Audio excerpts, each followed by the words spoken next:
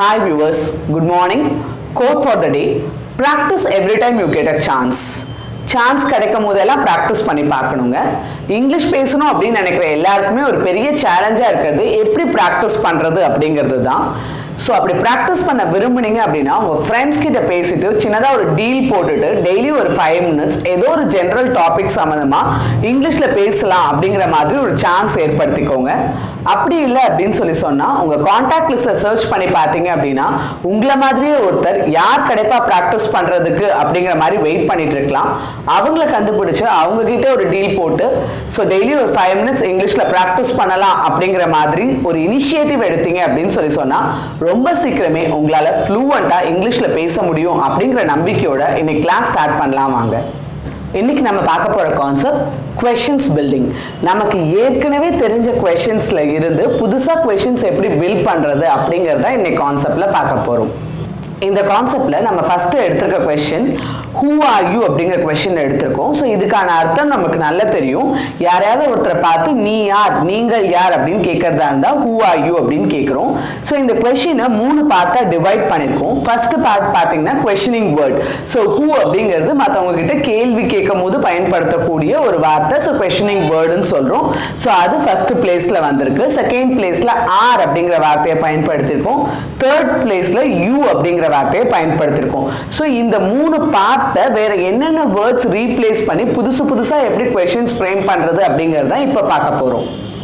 First பிளேஸில் இருக்க questioning வேர்டான who அப்படிங்கிறத அப்படியே யூஸ் பண்ணுறோம். ஸோ அதில் எதுவும் சேஞ்சஸ் நம்ம பண்ண போகிறது இல்லை. செகண்ட் பிளேஸில் பார்த்தீங்க அப்படின்னா ஆர் அப்படிங்கிற வார்த்தையை பயன்படுத்தியிருக்கோம். இந்த ஆருக்கு ஈக்குவலண்டாக இஸ், ஆம் இந்த 2 வார்த்தைகளும் இங்கிலீஷில் பயன்படும் அப்படிங்கிறத நம்ம ஏற்கனவே பார்த்துருக்கோம். ஸோ இந்த இஸ், ஆம், ஆர் அப்படிங்கிறதுக்கு கிட்டத்தட்ட ஒரே மீனிங் தான். சப்ஜெக்டுக்கு ஏற்ற மாதிரி இது வேரி ஆகுன்ற கான்செப்ட் நமக்கு நல்லா தெரியும். ஸோ இந்த ஆருக்கு ஈக்குவலண்டாக இஸ் அல்லது ஆம் அப்படிங்கிறத பயன்படுத்தலாம். இது 3மே ஒரு குரூப் ஆஃப் வேர்ட்ஸ் அப்படின்னு தான் சொல்லுவோம். ஸோ கிட்டத்தட்ட மீனிங்ல 3மே சிமிலர் தான், சப்ஜெக்டுக்கு ஏற்ற மாதிரி மாறும். ஸோ அடுத்த பிளேஸ்ல பார்த்தீங்கன்னா யூ அப்படிங்கிற சப்ஜெக்ட் வந்திருக்கு. சப்ஜெக்ட்ல வந்து 7 வார்த்தைகள் வரும் அப்படிங்கிறது நமக்கு ஏற்கனவே தெரியும். So he, she, it, I, you, we, they இந்த 7 ஒரு குரூப் ஆஃப் வேர்ட்ஸ். ஸோ இங்க யூ வர முடியுது அப்படின்னு சொன்னா கண்டிப்பாக யூக்கு பதிலாக மற்ற சப்ஜெக்ட்ஸும் வர்றது பாசிபிள் தான். ஸோ இப்போ இந்த இடத்துல யூக்கு பதிலாக நான் he அல்லது she யூஸ் பண்ணணும் அப்படின்னு முடிவெடுத்தேன் அப்படின்னு சொன்னா அது கூட இஸ் அப்படிங்கிற வார்த்தையை பயன்படுத்துறோம். ஸோ who is he அப்படின்னா அவன் யார், who is she அவள் யார். ஸோ அப்படி இல்லாம we theyங்கிற வார்த்தையை பயன்படுத்துறதா இருந்தா ஆர் அப்படிங்கிறதே பயன்படுத்திக்கலாம். For example who are we அப்படின்னா நாங்கள் யார், நாம் யார் அப்படின்னு கேட்கிறோம். who are they அப்படின்னு சொன்னீங்க அப்படின்னு சொன்னா அவர்கள் யார், இவர்கள் யார் அப்படின்னு கேட்கிறோம். who am I அப்படின்னு சொன்னா நான் யார் அப்படின்னு சொல்லிட்டு கேள்வி கேட்கிறோம். ஸோ அந்த who அப்படிங்கிறது யார் அப்படின்னு பர்சனை பத்தி தெரிஞ்சுக்கிறதுக்காக அந்த வார்த்தை அப்படியே இருக்கு. செகண்ட் பிளேஸ்ல ஆர் வந்திருக்கு. ஸோ அந்த ஆருக்கு பதிலாக இஸ்ஸோ ஆமோ சப்ஜெக்டுக்கு ஏற்ற மாதிரி நம்ம பயன்படுத்திக்கலாம். ஸோ தேர்ட் பிளேஸ்ல நீ, நீங்கள்னு கேள்வி கேட்கணும்னு நினைச்சீங்கன்னா யூங்கிற வார்த்தையை பயன்படுத்தியிருக்கோம்.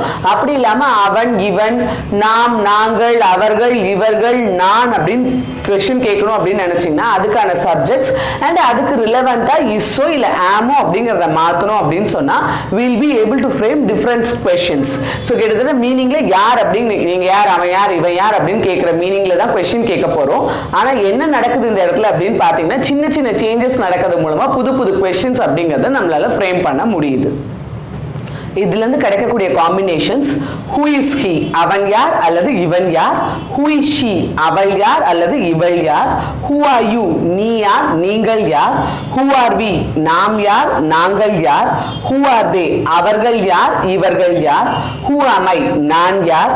ஸோ இந்த இடத்துல சப்ஜெக்ட்ல வந்து நம்ம ஏற்கனவே பார்த்துருக்கோம். இந்த 7 வேர்ட்ஸ் இல்லாம ஒரு வார்த்தை வர முடியும் அப்படின்னு சொன்னா அது கண்டிப்பா நேம்ஸா தான் இருக்கும் அப்படின்னு சொல்லிட்டு ஸோ சப்ஜெக்ட்டுக்கு பதிலாக நேம்ஸ் போட்டும் கேள்வி கேட்கலாம். who is அசோக், அசோக் யார். ஸோ இந்த இடத்துல அசோக் யார் அப்படின்னா இல்ல அசோக்னு சொல்றீங்களா அது யார் அப்படின்னு கேட்கறதா இருந்தா who is Ashok. who is Anitha, Anitha யார். who is மிஸ்டர் ராஜீவ் மரியாதையா கேட்கணும்னு நினைச்சீங்கன்னா இங்கிலீஷ்ல நேம்ஸ்க்கு முன்னாடி மிஸ்டர், மிஸ்ஸஸ், மிஸ் இந்த மாதிரி சல்யூட்டேஷன்ஸ் ஆட் பண்றது தான் நம்மளோட மரியாதையை காமிக்கும். ஏன்னா இங்க இங்கிலீஷை பொறுத்த மட்டும் வேற எந்த வார்த்தையும் தனியா இதுக்குன்னு கிடையாது. தமிழ்ல இவன், அவன் அப்படின்னா மரியாதை இல்லாத வார்த்தை, இவர், அவர்னா மரியாதையான வார்த்தை. பட் இங்கிலீஷ் பொறுத்த மட்டும் அந்த மாதிரி சேஞ்ச் சேஞ்சஸ் எதுவுமே கிடையாது. அதனால நேம் சொல்லும் போது அதுக்கு முன்னாடி அவங்களுக்கு ஏத்த மாதிரி சல்யூட்டேஷன்ஸ் ஆட் பண்ணிக்கும் போது அது ரொம்பவே மரியாதையா இருக்கும். So who is Mister Rajeev? Mister Rajeev யாரு? Who is Mrs Geetha? So கல்யாணம் ஆனவங்களா இருந்தா லேடிஸ்க்கு மிஸ்ஸஸ் அப்படிங்கிற வார்த்தையும், கல்யாணம் ஆகாதவங்களா இருந்தா மிஸ் அப்படிங்கிறதையும் பயன்படுத்தலாம். இல்ல அவங்களுக்கு மேரேஜ் ஆயிடுச்சா இல்லையான்னு எனக்கு தெரியல அப்படின்னு சொன்னீங்கன்னா காமனா மிஸ் அப்படிங்கிறதே பயன்படுத்திக்கலாம். So who is Mrs Geeta? இங்க மிஸ்ஸஸ் கீதா யாரு? Who is Miss Amala? So கல்யாணம் ஆகாதவங்கன்றது நமக்கு எங்க தெரியுது. ஸோ மிஸ் அமலா யார் இங்க? ஸோ இந்த மாதிரி அந்த இடத்துல ஹீ ஷி இட் அப்படிங்கிற சப்ஜெக்ட்ஸுக்கு பதிலா நேம்ஸை போட்டும் கேள்வி கேட்கலாம். ஸோ யார் அப்படிங்கிற அர்த்தத்துல ஹூ அப்படிங்கிற வார்த்தையை பயன்படுத்தியிருக்கோம். நம்மளோட சப்ஜெக்டுக்கு ஏற்ற மாதிரி இஸ் ஆம் ஆர் அப்படிங்கிற வார்த்தையை பயன்படுத்தியிருக்கோம். who are you அப்படிங்கிற கொஸ்டின்ல இருந்து different subjects and names use பண்ணி எப்படி கொஸ்டின்ஸ் ஃப்ரேம் பண்றதுன்றதை பார்த்தோம். இப்போ அதோட கண்டினியூஷன் தான். ஸோ இந்த இடத்துல யார் அப்படின்னு தெரிஞ்சுக்கிறதுக்காக who அப்படிங்கிற கொஸ்டினை பயன்படுத்தியிருக்கோம். ஸோ யாருன்னு தெரிஞ்சுக்கணும்னு நினைக்கும் போது நேம்ஸ் மட்டும் தான் வரணுங்கிற அவசியம் கிடையாது. இன்னைக்கு பேரெல்லாம் தெரியாது, ஸோ எனக்கு வந்து இங்கே மேனேஜர் யாருன்னு தெரிஞ்சுக்கணும், ஸோ இந்த ஸ்கூலோட பிரின்சிபல் யாருன்னு தெரிஞ்சுக்கணும், ஸோ இந்த இடத்தோடைய இந்த சீஃப் டாக்டர், இந்த ஹாஸ்பிட்டலோட சீஃப் டாக்டர் யாருன்னு தெரிஞ்சுக்கணும். ஸோ இந்த மாதிரி யார் அப்படின்னு தெரிஞ்சுக்கணும்னு நினைச்சா ஹூங்கிற கேள்வியை தான் கேட்க போறோம். For example who is the principal? ஒரு ஸ்கூல்ல போய் நின்னுட்டு பிரின்சிபல் யாருன்னு கேட்கறதா இருந்தா who is the principal அப்படின்னு சொல்றோம். who is the correspondent? இங்க correspondent யார் அப்படின்னு கேட்கிறோம். அப்படி இல்லாம இந்த ஸ்கூலினுடைய அப்படிங்கறத சேர்த்துக்கணும்னு நினைச்சீங்கன்னா உடையங்கிறதுக்கு ஆஃப் அப்படிங்கறத பயன்படுத்தலாம். இந்த ஸ்கூல் அப்படிங்கிறதுக்கு this school, இது நமக்கு நல்லா தெரியும்.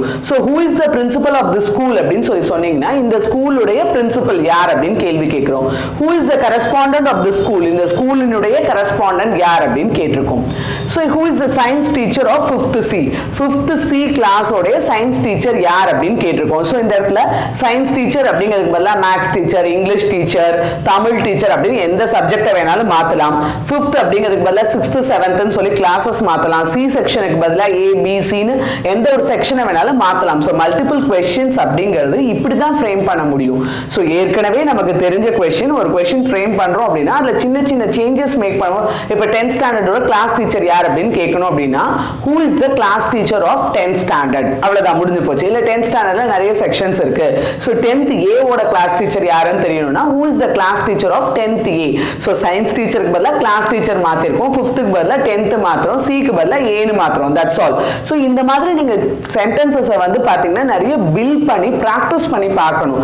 சோ இந்த மாதிரி பிராக்டிஸ் பண்ணும்போது தான் ஸ்பான்டேனியஸா ஒரு இடத்துல கேள்வி கேட்கணும் அப்படின்னும் போது அதுக்கான லாஜிக் ஸ்ட்ரைக் ஆகும். சோ எனக்கு இங்கிலீஷ் நல்லா தெரியுது, நானா யோசிக்கும் போது எனக்கு வருது, ஆனா எனக்கு அந்த ஸ்பாட்ல ரியாக்ட் பண்ண முடியல, பேச முடியல அப்படின்னு கம்ப்ளைண்ட் பண்றவங்க எல்லாமே சின்ன சின்ன क्वेश्चंस எடுத்துட்டு அதை எப்படி பில்ட் பண்ணலாம், வேற எப்படி எல்லாம் மாத்தலாம், என்னெல்லாம் வேர்ட்ஸ் போடலாம் அப்படிங்கிற மாதிரி பிராக்டிஸ் பண்ணீங்கன்னா நீங்க பிராக்டிஸே பண்ணாத ஒரு क्वेश्चन உங்களுக்கு தேவைப்படுற டைம்ல கண்டிப்பா உங்களால பேச முடியும். நீங்க பாத்தீங்க அப்படின்னா like who is the manager? Manager யார் அப்படின்னு கேட்டிருக்கோம். who is the accountant? Accountant யார்? who is the MD? MD யாரு? who is the GM? GM யார் அப்படின்னு சொல்லி கேட்டிருக்கோம். ஸோ இதுல இந்த ஆர்கனைசேஷனோடைய அப்படின்னு கேட்கணும்னா ஆஃப் திஸ் ஆர்கனைசேஷன் அப்படிங்கிறத சேர்த்துக்கிறோம். who is the manager of this organization? who is the accountant of this organization? who is the MD of this organization? who is the GM of this organization? So அந்த ஆர்கனைசேஷனுக்கு பதிலாக company அப்படிங்கிற வார்த்தையும் போடலாம், இல்லை institution அந்த institution அப்படின்னு போடலாம். So நீங்க என்ன டேர்ம் யூஸ் பண்ணணும்னு நினைக்கிறீங்களோ அந்த டேர்மை அந்த இடத்துல யூஸ் பண்ணிக்கலாம் நீங்க. அடுத்தது who is the CM of Tamil Nadu? So தமிழ்நாடுடைய முதல்வர் யார் அப்படின்னு கேட்டிருக்கோம். இந்த இடத்துல சிஎம்க்கு பதிலா எந்த ஒரு மினிஸ்ட்ரியை வேணாலும் போடலாம். For example who is the educational minister of Tamil Nadu அப்படின்னு சொல்லிட்டு கேட்கலாம். who is the home minister of Tamil Nadu? who is the home secretary of Tamil Nadu? இந்த இடத்துல எந்த பொசிஷன் வேணாலும் போடலாம். ஸோ அதே மாதிரி தமிழ்நாடுக்கு பதிலா வேற ஸ்டேட்ஸும் போடலாம். who is the CM of Kerala? who is the CM of Andhra? who is the CM of Karnataka? So இது மாதிரி வேற ஸ்டேட்ஸோட நேம்ஸையும் போடலாம். தென் who is the prime minister of India அப்படின்னு சொல்லி கேட்டிருக்கோம். ஸோ சேம் வே இங்கேயும் பிரைம் மினிஸ்டருக்கு பதிலா எந்த ஒரு மினிஸ்டரோட நேமும் போடலாம். who is the defense minister of India? so then who is the president of India? who is the vice president of India? இந்த மாதிரி போடலாம். இல்லனா கண்ட்ரீஸோட நேமை மாத்தலாம் நீங்க. For example who is the president of US? who is the president of Pakistan? இந்த மாதிரி வேற ஒரு கண்ட்ரியோட நேமை கூட நீங்க போட்டுக்கலாம். then who is the captain of Indian cricket team அப்படின்னு கேட்டிருக்கோம். இந்த இடத்துல கேப்டன் அப்படிங்கிற வேர்டுக்கு பதிலா வேற டெசிக்னேஷன்ஸ் போடலாம். இந்தியன் அப்படிங்கிறதுக்கு பதிலா வேற கண்ட்ரீஸோட நேம் போடலாம். கிரிக்கெட் அப்படிங்கிறதுக்கு பதிலா வேற ஏதாவது ஒரு கேமோட நேமையும் போடலாம். For example who is the opening bowler of Indian cricket team? who is the wicket keeper of Indian cricket team? Or who is the captain of Australian cricket team? Who is the captain of West Indies cricket team? Or it can be who is the captain of Indian hockey team? Who is the captain of Indian football team? So இந்த மாதிரி ஒரு சின்ன வார்த்தையை மாத்துறதுனால கூட நமக்கு புது புது questions அப்படிங்கிறது ஃப்ரேம் பண்ண முடியும். ஸோ இது எல்லாமே ஒருத்தரை பத்தி பேசுறதுனால இஸ்ங்கிற வார்த்தையை பயன்படுத்திருக்கோம். ஒருவேளை குரூப் ஆஃப் பீப்புளை பத்தி பேசுறதா இருந்தா ஆர் அப்படிங்கிற வார்த்தையை பயன்படுத்தலாம். For example, who are the members of this association?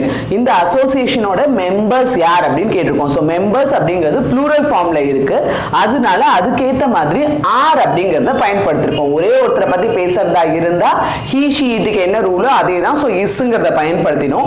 ஒருத்தருக்கு மேல பேசுறதா இருந்தா தேக்கு என்ன ரூலோ அதே தான் யூஸ் ஆகும். ஸோ அதனால ஆர் அப்படிங்கிறத பயன்படுத்திருக்கோம். So who are the members of this association அப்படின்னு போட்டிருக்கோம். ஸோ இந்த இடத்துலயும் அப்படிதான், அசோசியேஷனுக்கு பதிலாக யூனியன் அப்படிங்கிறத போடலாம். Who are the members of this union அப்படின்னு சொல்லலாம்.